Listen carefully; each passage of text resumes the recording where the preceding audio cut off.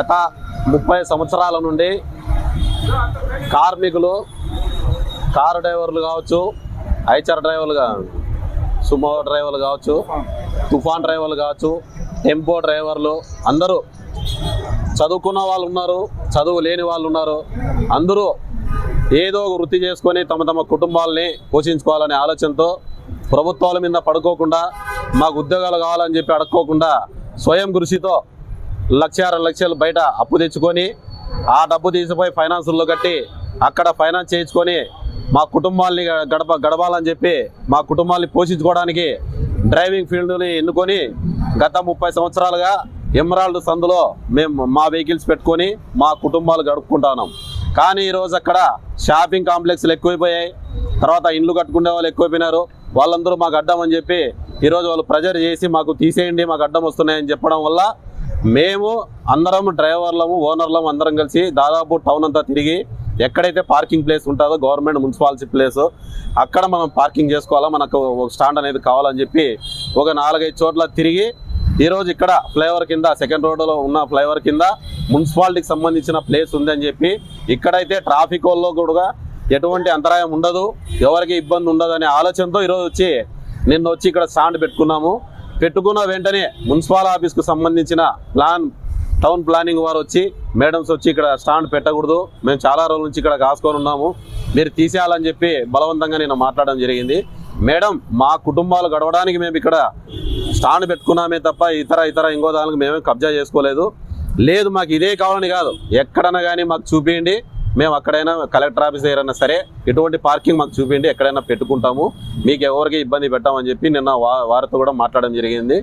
అదేవిధంగా ఈరోజు కూడా అదే అంటున్నాం. దాదాపు ఇదే వృత్తిని నమ్ముకొని 80, 90, 100 కుటుంబాలు ఈరోజు దీని మీద ఆధారపడి ఉన్నాయి. ఇంతమంది ఎక్కడ పోయి బతకాల?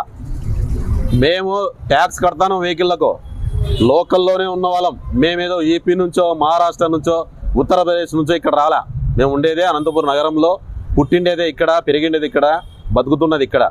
దానికోసం మా కుటుంబం గడవడానికి మాకు ఒక పార్కింగ్ ప్లేస్ కావాలని చెప్పి ఇక్కడ వచ్చి న్యాయంగా పెట్టుకున్నామే తప్ప ఇంకోరి మీద దౌర్జన్యం చేయడానికో ఇంకోటో మేమైతే ఆ పని చేయటం లేదు.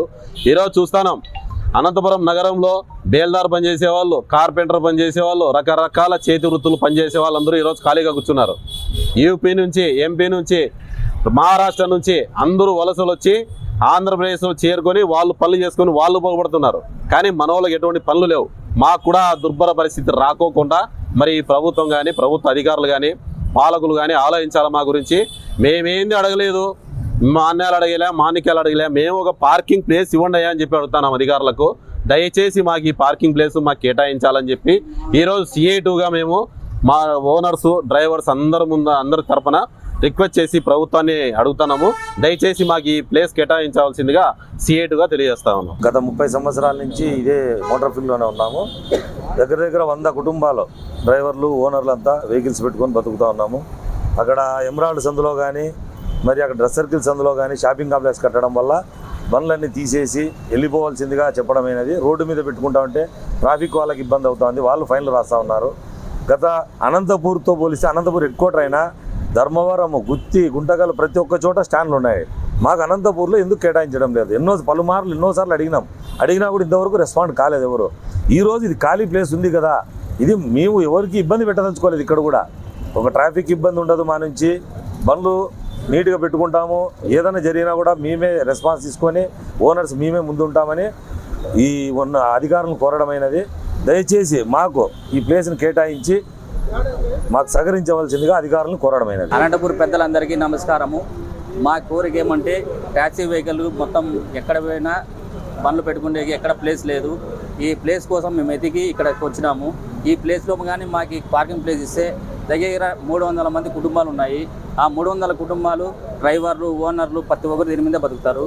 దీనికోసం మాకు మీ అనంతపూర్ పెద్దలైన ఎమ్మెల్యే కావచ్చు, కలెక్టర్ ఆఫీస్ కావచ్చు, మన డిపార్ట్మెంట్స్ కావచ్చు, ప్రతి ఒక్కరికి ధన్యవాదాలు తెలుసుకుంటూ మాకు ఇక్కడ న్యాయం చేయాలని, మా అందరికీ ఇంతమందికి మీరు సహకరించి కాపాడాలని మాకు కోరిక.